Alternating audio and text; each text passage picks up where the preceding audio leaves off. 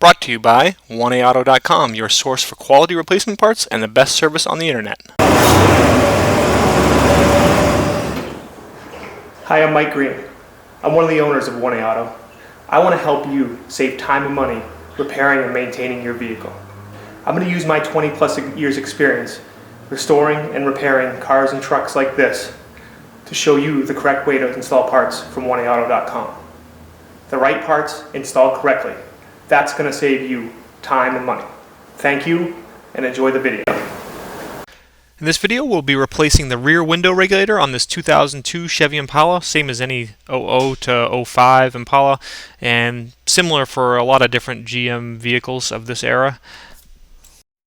Tools you'll need are Phillips and flat blade screwdrivers, a T30 Torx driver, door panel clip tool or a putty knife, which is what I use, a 10mm socket and ratchet with an extension, and maybe a 10mm wrench.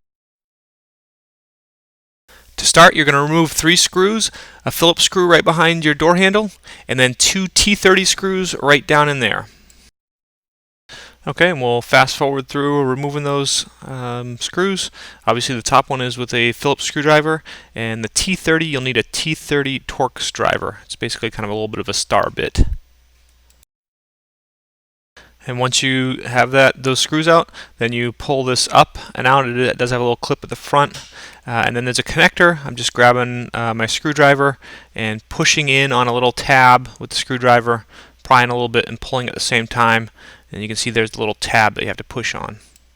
Once that trim's removed, there's 2 more T30 screws right underneath. We'll fast forward through removing those again.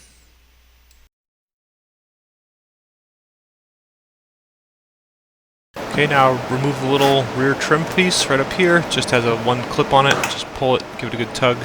Clip pulls free. Now use either a door panel clip tool or I'm just using a putty knife, and basically you just kind of slide it until you slide it up against something, which is the pin, and then give it a little tug. You can hear it snap a little bit. Slide it back, find the next pin, give it a tug, find the next pin, give it a tug. Okay, and you can see this is actually the first time this panel's ever been off, so it does take a little bit of work, of force.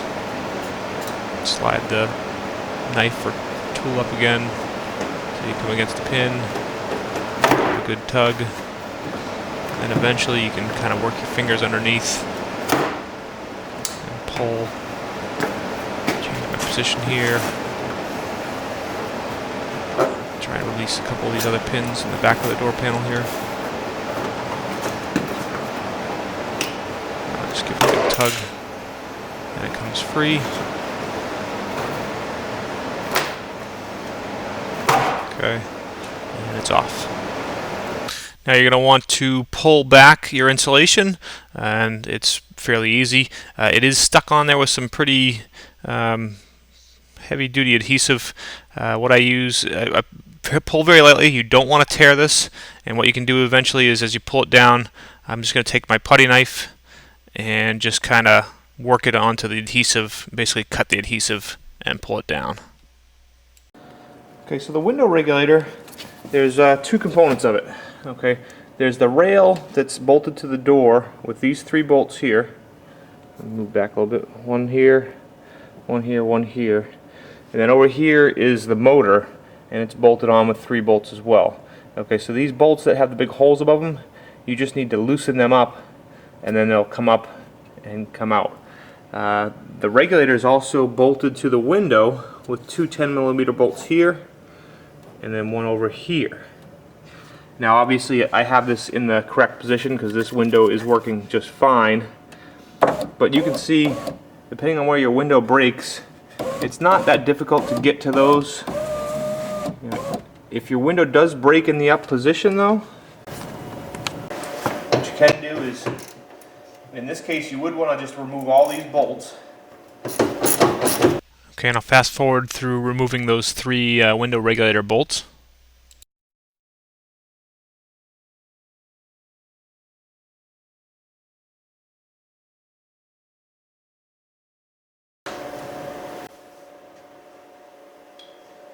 Okay, and now you can slide your window down And so you can get to this bolt here, and then with a wrench you can get to the other one over here.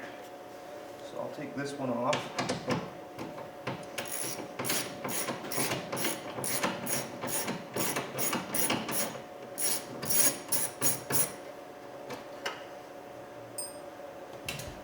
Okay, now with a 10mm wrench.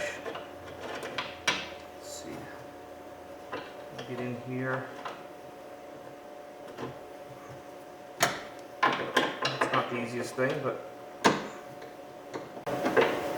Okay, and again, we'll use some fast forward here as I use a wrench to get to that bolt and change positions to make it easier to kind of see it and feel in there.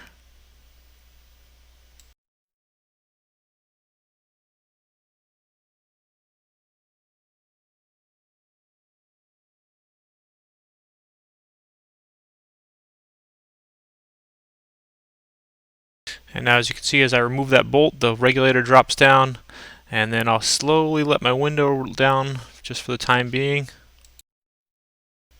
Okay, and now here we're going to take a couple pieces of painter's tape, put them up on the top of the door frame, and then we'll grab hold of the window, slide it up, and then just use the painter's tape to hold it up just while we're working. Okay, and now I'm just going to fast forward a little bit. So unbolt the 3 bolts for the window motor. And obviously I showed you when the window is stuck up. Normally what happens on these is the cable breaks and you can just slide the window up and down anyways. But anyway, so you undo the window motor, and now you need to unplug the lead, which I just use a screwdriver to kind of push down the lead. It's kind of the same thing as the power window switch that you disconnect when you take the door panel off. And now the regulator comes up and out through that hole. okay, so here's our original regulator. New regulator from 1A Auto. You can see the 1A Auto one is all the same. It's going to bolt in. Oh, except I've got, well, the only difference here is that this regulator is up while that one's down. Obviously not a big difference.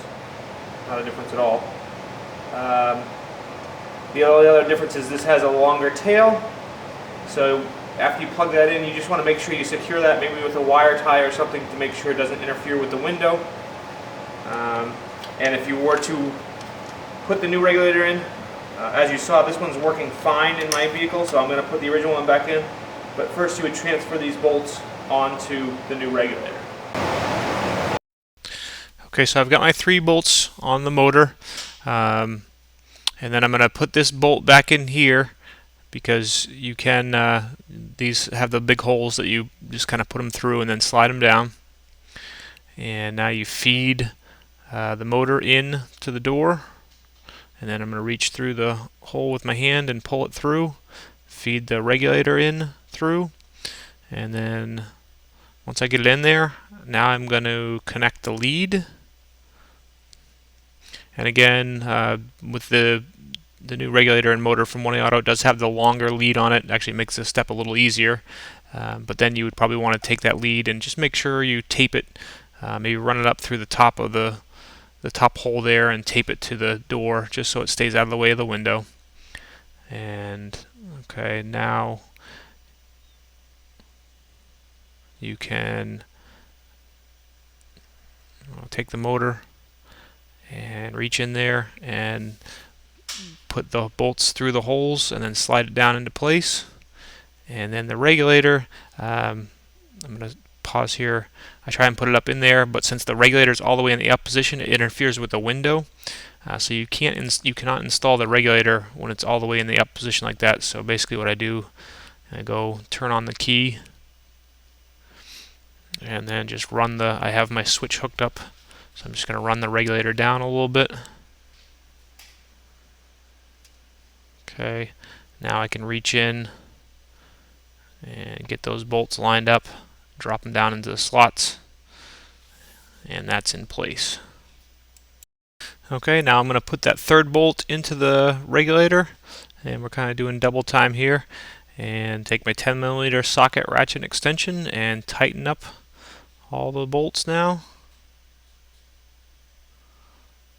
Okay, make sure they're good and snug. They don't have to be incredibly tight, but you want them pretty tight. And then tighten up the bolts for the window motor.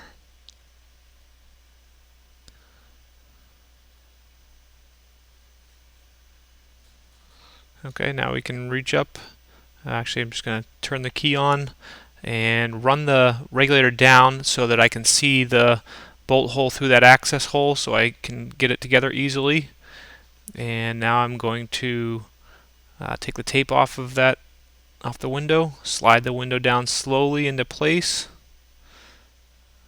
Okay, and now put my first bolt in between the regulator and the window, and then kind of get that snug, and then use my extension with my socket, put the bolt in there and get that in, and then tighten them both up. Okay, and now run the window up and down, make sure everything's good. And once you're done your project, make sure your insulation's on there well. The door panel has 2 locating pins, the green pins. They're longer than the other ones, so you just locate them, get them into the correct hole first. See there, I'm doing that in the front, and then the rear, same thing. Make sure that green pin goes in the right hole. Then that locates the door panel. Push it on, and use a little fist bump to set the pins. Now I'll put this trim on.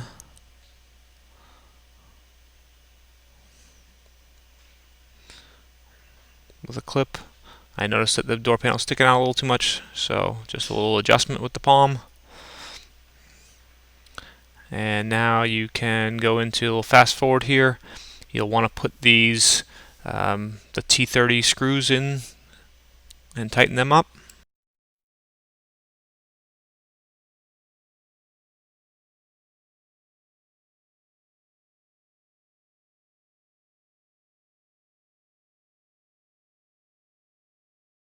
Okay, now before you put that in, just make sure that you uncover that little hole where the screw goes in. Makes it just a little easier than trying to put the screw through the insulation.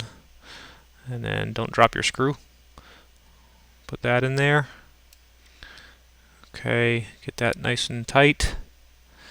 And then plug in your harness. Push the bezel down in, and then install those 2 T30 screws. And you should be all set. And get them nice and tight. We hope this helps you out. Brought to you by www.oneauto.com, your source for quality replacement parts and the best service on the internet. Please feel free to call us toll free 888-844-3393. We're the company that's here for you on the internet and in person.